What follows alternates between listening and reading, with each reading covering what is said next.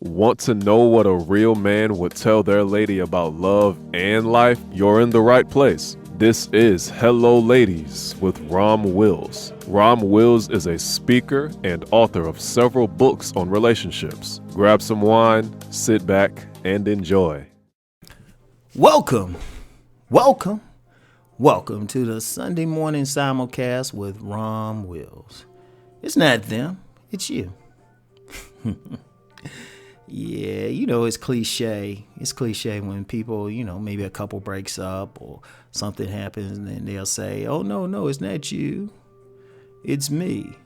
But there's actually some truth in that. There's actually some truth, though people are really facetious when they use that term. See, understand something. I'll use an example everybody knows. Relationships.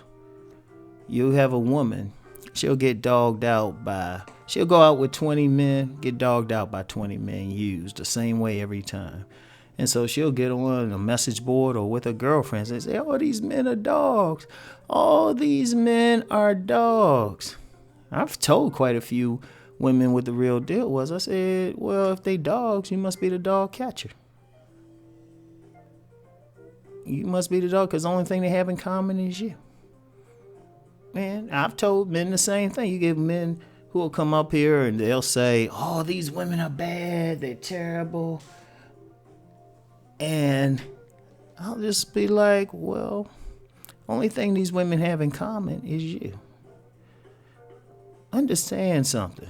If you keep running into a certain personality trait in people, like the same type, I'm going to tell you what, yes, those people have those negative traits. I mean, we're not going to deny that. We ain't going to say it's your imagination they did some foul stuff. But what was it about you that kept running into them? Or even found them attractive? Or they found you attractive? Because you're the only thing they have in common. If you constantly running into bad situations, it doesn't have to be relationships, bad situations. It ain't the situations, it's you. If you constantly get on a job, like I remember a woman. Every time she got on a job, she would get fired. She would get fired. And she would have trouble. And she couldn't figure out why. And it was just like, but, working with the woman, you see what it was. It was her. It was her behavior. And see, it's powerful when you say that. And it's not like blaming the victim or blaming yourself. No, far from it. It's actually empowering to know that it's you. You're the common denominator. What is it you're doing? Because you can't control another person's behavior. You can't change them. And some people try to. They'll just say, well, it's all these people. They should do this. No, you can't change another human being because you have no way to control them. You don't have any power over them. You can't use a gun and say, hey, you change your behavior. You could try to coerce them. Some people do. If they have control of them, like their kids acting up or something like that. Or all these people, and they'll try to say, well, I got to do this because all these people treat me. Well, what is it in you? Because if you deal with what's inside of you and say, well, wait a minute, what am I giving off? Why are these people, and it could be anything. It don't have to be anything where you're necessarily doing anything evil. Like if you constantly get people trying to take advantage of you, well, that's a signal to you to maybe grow a backbone. You might have to speak up. You can't be mousy. If you're a man out here and women constantly coming to you for money or constantly only taking it for you, you got to look inside yourself. It might be a situation where you're leading with your wallet. And as soon as you talk to the woman, the first thing out of your mouth is, well, I got this money, I got this. Right? That could be the situation. So to change it, you might have to pull back, be a little bit modest with your money. Or a woman, she keep running into these dogs, but she's very agreeable. And she's going for the bullshit they giving her. Now, instead of getting mad at the guys for being who they are, she has to ask herself, well, how come I'm not attracted to this other guy? Or the guys who are going to treat me right? See, you can control that. See, when you take responsibility on yourself, it's liberating. I mean, it's very easy. It's very easy to say everybody else doing this, they doing this. But the hardest thing is to look in the mirror look in the mirror and say, well, okay, why is this happening? Why are you doing this?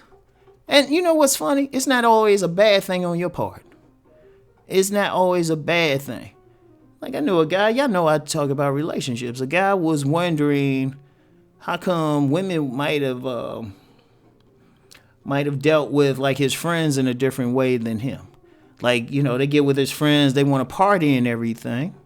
They want to have fun. They want to be, you know, do all the fun stuff, party. But then when they get with him, they want to be more serious. They talking about more things of substance. And the guy's wondering why. But it's not necessarily a bad thing. It could be they see him as a more serious person, a person of substance. So, you know, women in those situations, they tend to take them more seriously. They thinking long term. The other guy's just a party guy. Now, it might mean you might need to loosen up, or it might mean you just need to accept, okay, they see me as serious, so let me focus on that. But whatever the case, you have control over it. You have a choice over it. When you say it's you, when people take responsibility for their own thing, and not blame people or some mythological being who is tempting them, that is so powerful because you got control over that. You can make a decision. And you know what? You might say, you know what? I'm all right with what I am. Even if it's causing you some trouble. But remember, that's still your choice too. You're not forced to change. But if you want to change, if you want circumstances to change, you have to change the circumstances within yourself. You know, there's a lot of people out there that might do spiritual work. And I'm not going to get too deep into that now, but really the spiritual work is not to change or make something happen out in the universe, but to change with something within. Like say they do some spiritual work to make $1 million. Nothing's happening in the outside world. There's no magical forces that's bringing that $1 million. But the real work is changing the person so they can become a person who will work hard to make $1 million. See, it's all within. All change is within. That's the key to it. So once you say that, once you start looking within, that's when you can take it to a new level. I mean, it's something I practice now. I just don't say it. If I talk about something, it means I've been practicing. I've noticed, I mean, I'm not going to say how much I make, but I've noticed my income has grown exponentially once I started looking at what I could do within myself to make more money. Like exponentially. And it was a lot of stuff. It was a lot of I say time wasting habits I had. They weren't necessarily bad, but I was like, well, I could watch this TV show, or I could be working on a project, or I could be sitting around just putting around surfing the internet, or I could be at the gym working out. And it's increased because it's like, well, you have the time, but what are you doing with it? Now, I didn't blame people for not buying products or say, oh, they should give me more donations or support or sit through commercials. I just said, okay, what can I do to increase the amount of money I have in my pocket? What can I do?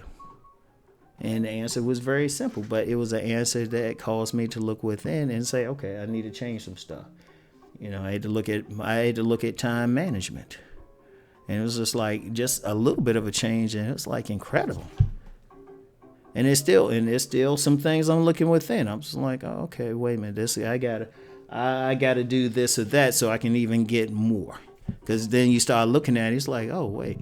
But then one of the things you realize is no one can stop you. They can try, but no one can stop you because you're not dependent on what they're doing. Everything you're doing is within. And then what happens is people have to respond to what you're doing. But ultimately, the power is within. The power is within. You have to look within. You can't blame everybody else for your circumstances. You're in the position you're in because of yourself. Now, yeah, people doing stuff all the time, but it's still your reaction to what they're doing, which you have ultimate control over. That's the greatest power in the universe. So anyway, that's all I have for now. Peace and blessings, everyone. Continue to rise and transform.